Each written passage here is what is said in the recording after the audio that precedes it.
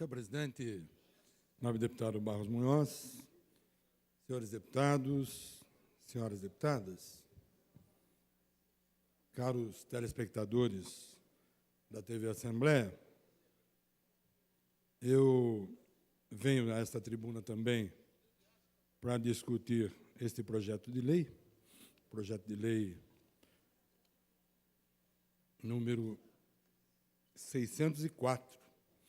Chegou a esta casa, ele é da lavra do senhor governador, chegou a esta casa já também com pedido de tramitação em regime de urgência, e ele pretende desafetar as áreas do Parque Estadual das Fontes do Ipiranga para fins de concessão à iniciativa privada. Mas eu não posso deixar passar esta oportunidade de estar vindo a esta tribuna logo após o nobre deputado Campos Machado. Campos Machado, que é um jurista, né, e reconhecido por todos nós aqui da Assembleia como um deputado que conhece profundamente as leis do nosso país, né, a nossa legislação, a nossa Constituição. Tanto é que, quando ele vem a esta tribuna, ele costuma fundamentar as suas abordagens a partir, inclusive, da citação de artigos constitucionais, né, de preceitos consignados em nossa Constituição. E é algo assim, um traço admirável nas abordagens que faz desta tribuna o nobre deputado Campos Machado. E eu gostaria de também me apropriar um pouco do aspecto abordado por ele aqui. Lembrar que o nosso país viveu, há 50 anos atrás, né, um golpe militar.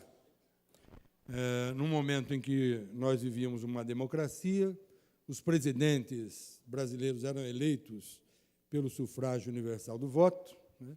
Em 1960, foram eleitos o presidente da República, Jânio Quadros, e seu vice também, aquele período da nossa história, os vices eram eleitos também pelo sufrágio universal, e o vice de Jânio Quadros era João Goulart. E João Goulart, após a renúncia de Jânio Quadros, em 1961, João Goulart assume o governo da República Federativa do Brasil e começa a governar o Brasil. E João Goulart, ele tinha um traço todo próprio. Ele era um homem progressista. Ele era um homem do povo, ele era um homem que defendia reformas estruturais no nosso país que pudessem levar o povo brasileiro a compartilhar do crescimento econômico do país. Era favorável ao crescimento do nosso país, ao crescimento da nossa economia, mas com distribuição de rendas. Ele era favorável às reformas de base, que pudessem conferir uma cidadania muito mais forte para o povo brasileiro. Era um homem que falava abertamente que no Brasil havia uma concentração muito grande de terras na mão de poucas pessoas, poucos latifundiários, e que havia, portanto, a necessidade de nós termos aqui uma ampla reforma agrária, distribuir terras àqueles que precisavam trabalhar e que gostavam de trabalhar na terra, produzindo riquezas, produzindo alimentos para o povo brasileiro. E as propostas de João Goulart desagradaram alguns setores conservadores, alguns setores reacionários da nossa sociedade, ao ponto desses começarem a clamar, primeiro, taxá-lo de comunista, porque defender o povo, defender o bem do povo brasileiro, defender a reforma agrária, afinal de contas, eram ideias subversivas. E só podia ser comunista um presidente que defendia essas ideias. Com isto, estimularam os militares. Puxa, a opinião pública já está favorável ao nosso ponto de vista, que diziam os anticomunistas, né, diziam os conservadores, diziam os reacionários deste país, e, portanto, quiçá, este é o momento propício. Em 1964, os militares colocam as tropas na rua, depõem o governo de João Goulart e, através de um golpe militar, tomam o poder deste país. Com o apoio da mídia, com o apoio de grande parte da opinião pública, que temia o comunismo, e, dessa maneira, os militares começam a governar o país. Um poder absoluto, inquestionável, porque, afinal de contas, tinham o apoio da grande mídia e tinham o apoio de parte do povo brasileiro, dos conservadores e do senso comum, enganados pela mídia, enganados pela falácia dos militares.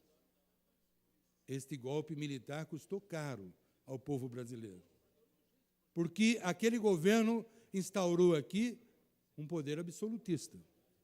E o absolutismo não serve às vontades do povo, não serve ao povo e não serve à democracia. Começa ali uma luta do povo para recuperar a democracia, porque aí começa a se dar valor, efetivamente, àquele regime que tínhamos antes do golpe militar, em que o povo ia às urnas, em que o povo elegia o presidente do seu país. E nós vamos assistir aí uma sequência de atos institucionais. Começa em 1964, né? Mas o pior deles, em 1968, o AI-5, o Ato Institucional número 5, que cassou prefeitos, cassou mandatos de vereadores, interveio nas prefeituras, interveio nos governos, interveio no Congresso Nacional. Cassou mandatos dos deputados, né? Para lembrar aqui, né, a importância de alguns deles, como Márcio Moreira Alves, como Mário Covas e muitos outros que foram retirados dos seus mandatos, que havia sido outorgado pela vontade do povo brasileiro, e muitos deles, para sobreviverem, para salvarem as suas próprias vidas, tiveram que sair do país. Perderam a sua cidadania, graças a um poder absolutista. Um poder que menosprezava totalmente os valores da democracia e as liberdades democráticas do nosso povo. Digo isso para pegar aqui uma pequena carona na fala do nosso colega, nobre deputado Campos Machado. Nós estamos vivendo um momento agora de grande risco para tudo aquilo que nós conquistamos, porque foi às duras penas que o povo voltou às ruas, que nós tivemos campanhas memoráveis, como as diretas já, tivemos a Constituinte, né, que terminou em 1988, 1989, com a Constituição Cidadã do Brasil. Essa mesmo que garante o direito ao sufrágio universal do voto, para eleger do presidente da República ao vereador, do prefeito ao governador, dos senadores aos deputados federais e deputados estaduais. Essa democracia custou a vida de muita gente, custou a liberdade de inúmeros brasileiros, né, que tiveram que se exilar, fugir do país para salvarem as suas vidas e a vida dos seus familiares. Hoje nós estamos vendo um único poder que constitui, entre outros, os poderes da República Brasileira. É constituída por 3 poderes: poder executivo, poder legislativo, poder judiciário. Hoje o Supremo avoca para si o poder supremo de suprimir as garantias da defesa ampla, da ampla defesa e do contraditório num processo que praticamente se assemelha a um rito sumário. Hoje, eles estabelecem os réus, julgam, condenam e aplicam a pena. Como disse aqui o nobre deputado Campos Machado, brandindo uma matéria de jornal, eles hoje são absolutos, né? Para que poder executivo? Para que poder legislativo? Nós temos um único poder, aplaudido pela mídia, e que, por sua vez, também estimula a opinião pública dos conservadores e do senso comum, que não raciocina sobre a importância da democracia enquanto conquista do nosso povo. E tanta gente que deu a sua própria vida para que nós tivéssemos direito ao voto, direito a elegermos os nossos representantes. É tão importante a democracia que nós temos que nos levantarmos agora para lutarmos por ela.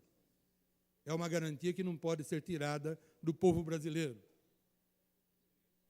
A democracia é um direito universal que não pode ser tolhida do povo. E nós não podemos aceitar que, ao arrepio da Constituição agora, não se possibilite mais o direito do contraditório, o direito da ampla defesa consignado em nossa Constituição. É uma temeridade o que nós estamos assistindo. Nós não podemos assistir um retorno a épocas que este país lamenta até hoje. Nós temos que valorizar a nossa democracia. Nós temos que manter os direitos consignados em nossa Constituição. A mesma Constituição cidadã que garante o direito à ampla defesa, o direito ao contraditório, o direito a que as pessoas, eleitas legitimamente pelo povo brasileiro, mantenham os seus mandatos e que elas não sejam julgadas à revelia, de forma autoritária, sem direito à ampla defesa, sem direito ao contraditório, sejam condenadas e lhes sejam subtraídos os mandatos que não foram outorgados pelos membros do Poder Judiciário, lhes foram outorgados pelo povo brasileiro, legitimamente sufragados na urna. Portanto, eu fiz questão de me apropriar, nobre deputado Campos Machado, um pouco para, inclusive, compactuar com Vossa Excelência dessa indignação. Porque hoje são alguns membros da Câmara Federal. Amanhã poderemos ser nós. Assim começaram os militares. Aos poucos, foram pegando um ou outro que eles acusavam, ou são comunistas, são subversivos, não podem exercer poder algum, e o povo não pode mais eleger os seus representantes. E assim foram avançando, tomaram conta e intervieram no plano municipal, nas prefeituras, no plano estadual, nos governos e no Congresso Nacional. No Congresso Nacional, retirando a legitimidade do mandato popular dos nossos deputados, para que eles pudessem, governarem este país, ao arrepio de qualquer Constituição, porque mesmo a Constituição antiga passou a ser desrespeitada em todos os seus artigos, em todos os seus parágrafos, em todas as suas determinações. Hoje estamos aqui protestando, porque temos que fazê-lo enquanto ainda há tempo. O Brasil de hoje não comporta mais o absolutismo, não comporta mais o autoritarismo. O Brasil de hoje é um Brasil que ungiu na urna, através do voto popular, a possibilidade de um operário, torneiro mecânico, tornar-se presidente da República Federativa do Brasil. O Brasil de hoje elegeu a primeira mulher presidente da República Federativa do Brasil.